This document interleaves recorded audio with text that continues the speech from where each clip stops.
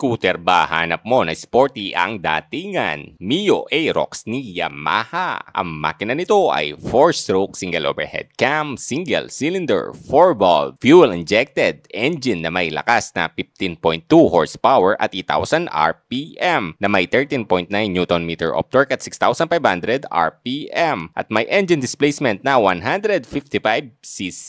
Blue core engine na more power, less fuel kaya meron itong fuel consumption average na 43 kilometers per liter at tank capacity na 5.5 liters. Smart generator na din ito na 1 push start lang. Equipped na din ito ng VVA na nagbibigay ng torque sa low speed at power para sa high speed na maasahan sa kada bira mo. Redefined seat design na napakadetalyado, napaka-premium ng datingan. Napakalawak din ng under seat storage nito na may 24.5 liters. May electric power socket, enhanced digital instrument panel, LED headlights and position lights. LED na din ang kanyang taillight. SRP 123,000.